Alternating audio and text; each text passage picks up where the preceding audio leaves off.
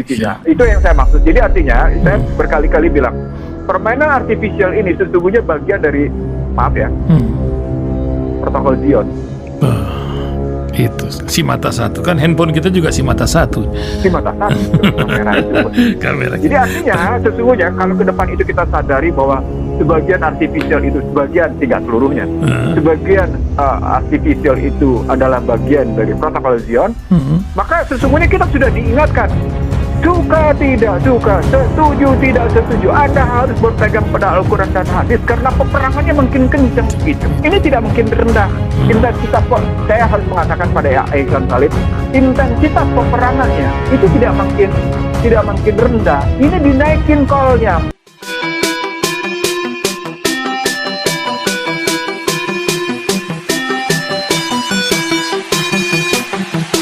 Jadinya kepemimpinan ya, kita nggak usah jauh-jauh lah ke Umar bin Abdul Aziz walaupun 3 tahun ya.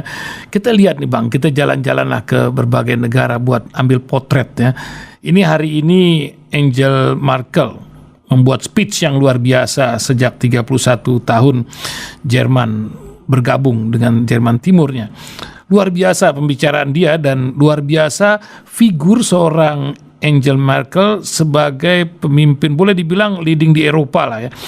Apa yang Bang bisa kita ambil contoh? Orang mau kok bayar pajak tinggi di sana, asal jelas penggunaannya. Atau bagaimana kisahnya Bang? Kita data miskinannya masih warawiri sekarang ini di sini. Ya, yang mengejutkan bahwa saya baru aja baca buku New World Order ya. Saya baca buku untuk yang ke berapa kali gitu ya.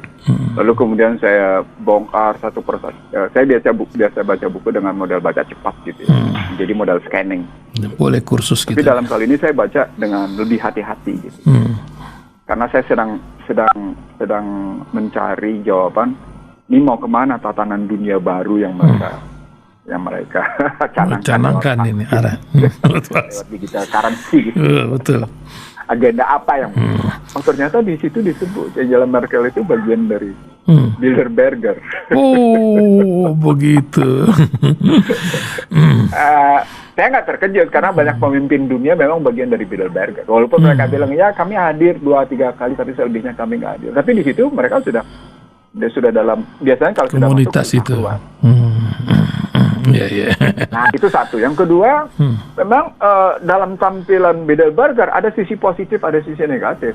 Kan yang mau dibangun oleh Trilateral Commission, Bilderberger Council on Foreign Relationships, gitu ya posisinya ya. Dan kemudian Freemason posisinya. Kan ada 4 institusi itu yang mereka bangun posisi. Memang ada hal positif. Hal positifnya adalah menyatukan seluruh umat manusia dalam satu ajaran. Tapi ajaran apa dulu? Nah, itu khilafah. Ini nantinya akan ya memang tuh apa nubuat buat kita kan, sebuah nubuat akan tiba masanya. Mau bikin kayak gimana, kayak arahnya ke sana kok gitu. Itu khilafah. Jadi saya sampai 3 kali saya ngomong, itulah khilafah. Jadi konsep khilafah itu yang dalam Al-Quran mereka ambil, tapi kontennya bukan Al-Quran. Nah, Merkel ini ditampilkan sebagai salah satu pemimpin yang memang punya karakter pribadi. Jadi karakter pribadinya bagus gitu kebetulan. Jadi punya dalam cerita mereka tidak hanya dari mereka yang kepemimpinannya buruk, ada juga dari mereka yang kepemimpinannya bagus. Tampillah Angela Merkel. Itu contoh sederhananya. Dan itu untuk masuk kayak gitu, itu talent scoutingnya panjang. Iksan Salib. Dipantau. Jadi seorang Angela Merkel itu diikuti betul talent scoutingnya, diikuti betul terus kayak gimana. Ini bisa nggak dianggap sebagai bagian dari keluarga mereka gitu? Ini bisa nggak dianggap sebagai bagian dari kabal gitu? Banyak pendengar belum paham ini. Kita bikin diskusi sendiri. Bongkar tuh, bongkar ya, rajin. Ya, istilah sendiri bongkar sendiri, lihat sendiri supaya memahami apa yang saya maksud gitu, Karena ini saya bilang referensi saya seperti saya bilang pada sebuah diskusi dengan satu ustadz di MUI. Ini saya ngomong kayak gini, referensi saya banyak sekali. Kalau Anda mau boleh Anda fotokopi dengan kos. Saya baru aja fotokopi sekitar 8 juta. Saya bilang kalau mau silakan aja. Artinya itu bukan 1-2 buku gitu. Buku saya pakai untuk melihat posisi buku itu. Supaya saya tidak disebut sebagai konspirasi. Nah, mereka takut menyebutnya sebagai konspirasi. Padahal ini mereka kan setan sendiri waktu menerima sebagai laknat dari Allah, dia bilang, ya Allah sangguhkan aku. Allah bilang, ya aku tangguhkan kamu. Ya Allah aku berikan kesempatan untuk terus mengganggu. Allah bilang, silakan kecuali hambaku yang ikhlas. Itu kan ada tantangan gitu loh. Dia terima laknat itu, dia terima yang namanya hukuman itu, tapi kemudian dia balik, dia bargain lagi. Oke, gue terima laknat itu katanya. Tapi gue akan begini, gue Allah bilang silakan. Oh, itu ceritanya panjang Ihsan Talib dalam aplikasinya. Serius loh, saya ngomong nih. Saya ngomong serius banget ini, karena mereka sedemikian rupa menggunakan konstruksi ajaran Al-Quran, tapi mereka jungkir balikan. Itu yang saya bilang. Ya, tapi sesungguhnya kalau balik lagi ke An-Nisa 76 gitu, posisi sesungguhnya andai kata umat Islam sendiri menggunakan strategi yang betul-betul diajarkan, mereka lemah sesungguhnya. Nah, di situ pertanyaan besar. Oh, kalau gitu umat Islam tidak menggunakan strategi Al-Quran ya? Ya iyalah, menggunakan strategi demokrasi. Ya itu dia. Iya, memang ya persatuan orang baru diskusi Iran sama Saudi aja, sebagian negeri udah uring-uringan kan. Memang efektif kalau memecah belah ini paling efektif. Kalau persatuan terjadi ini untuk Islam yang satu. Itu penting. Supaya kita betul-betul utuh. Nah, balik lagi ke pertanyaan Angela Merkel. Ya wajar aja kan, kita pernah menyebut berkali-kali ada dua perempuan yang hebat di dunia di dalam era pandemi. Salah satunya adalah Perdana Menteri Selandia Baru dan Chancellor Angela Merkel. Kan kita pernah sebut berkali-kali kan. Dan ternyata dunia memang mengakui Angela Merkel kayak gitu. Tapi itu dari latar belakangnya begitu gitu posisinya. Apa indikatornya? Indikatornya sesungguhnya tidak ada perusahaan-perusahaan di Jerman yang dalam kondisi pandemi yang tidak berputar. Mereka tetap running well. Mereka bagus. Tapi jangan salah, mereka penyuka makan babi. Oh, itu juga drinken. Nah, itu wine, minum birnya bagus. Ya, luar biasa ya. Makannya itu bagus gitu posisinya. Gitu ngelihatnya. Dan mereka bisa menyatakan bahwa produk mereka punya nilai lebih. Misalnya ketika Anda membandingkan produk Jerman sama produk Jepang misalnya, tetap beda kan. Made in Baik elektroniknya maupun otomotifnya kan gitu kan. misalnya kan kayak gitu. Sehingga Jepang berusaha betul bikin sesuatu yang premium, tetap aja nggak bisa juga. Begitu juga kalau berhadapan sama Cina, walaupun Cina dapat hak bikin Audi, tetap aja nggak bisa juga setara sama yang aslinya gitu.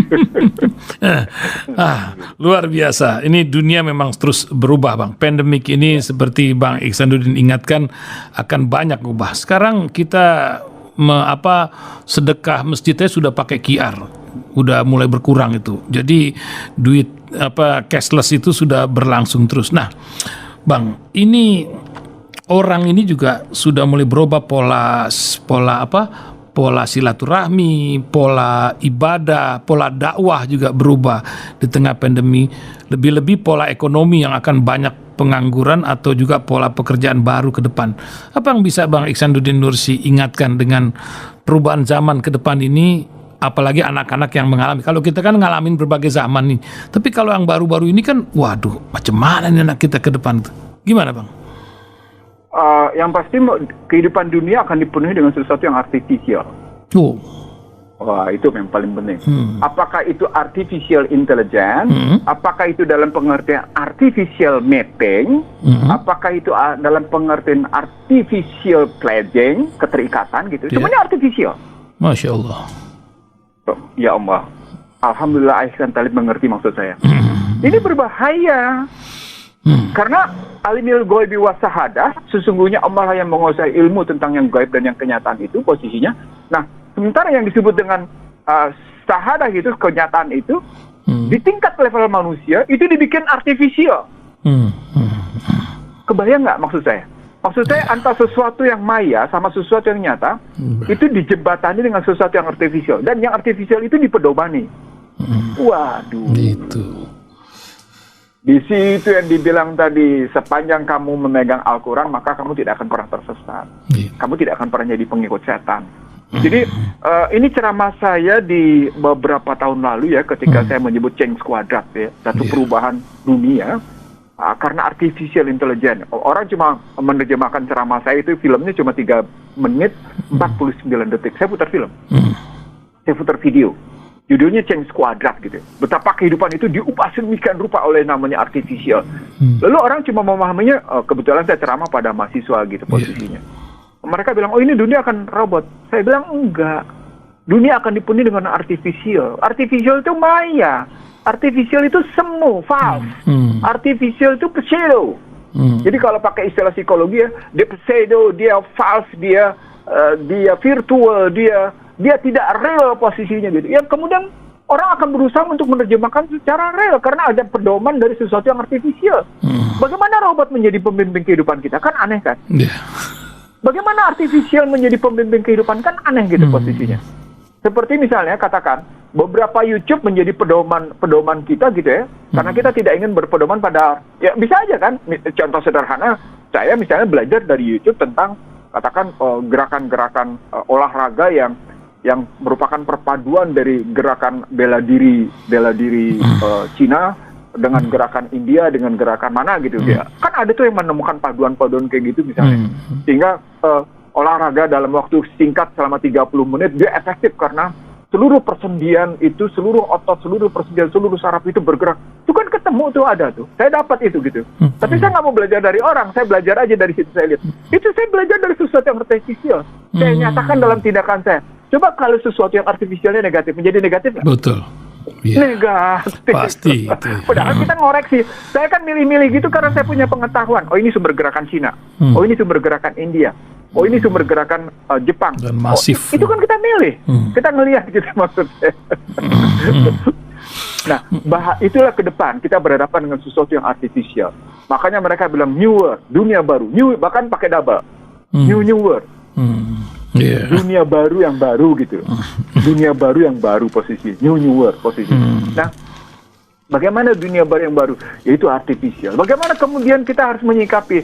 Kalau saya nggak mau kembali kemana-mana. Saya tetap kalau silaturahim, kalau saya keluarga, saya menolak untuk ikutan silaturahim via Zoom. Saya nggak itu. Saya menolak. Saya lebih suka saya pergi ke masjid gitu ya, atau saya pergi ke satu pertemuan daripada saya mesti ikut-ikutan Zoom gitu. Saya nggak suka tuh. Kalau nggak terpaksa, saya nggak ikut Zoom.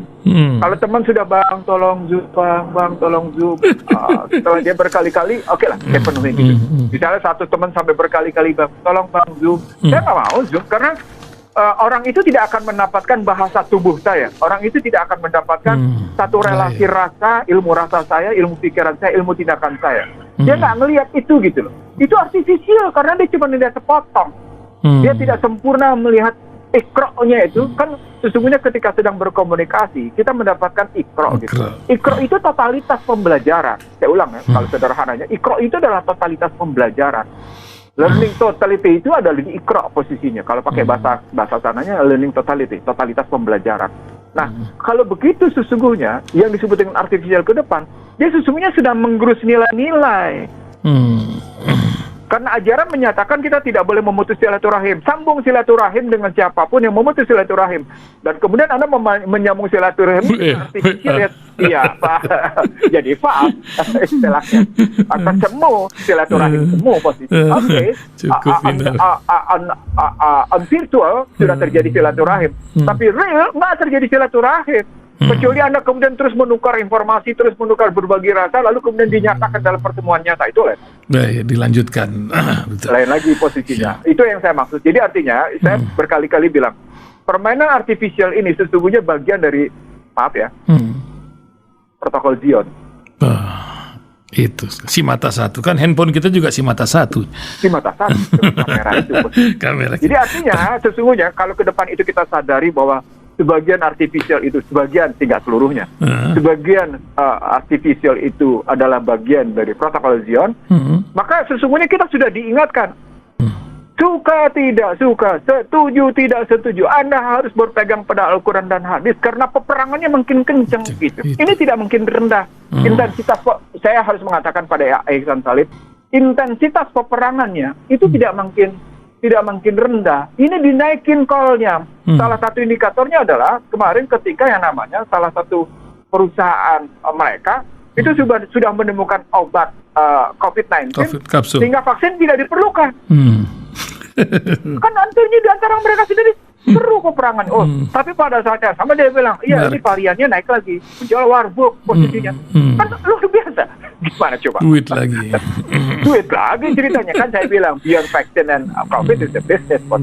Nah artinya kalau kita mau ngambil kerangka ini jauh lebih dalam lagi, melihat situasi sekarang, intensitas kehidupan ini tidak bisa tidak memang mengajak mereka yang beriman untuk kembali ke dalam ajaran. Amin. Untuk kembali ke dalam, peganglah ajaran itu dengan kafah posisinya, dengan benar gitu posisinya. Betul. Kalau memang niat baik ya sudah lakukan dengan baik. Kalau niat baik Anda kemudian Anda malah jadi ditipu, ya silakan Anda proses secara hukum atau kemudian Anda biarkan saja, terserah posisi.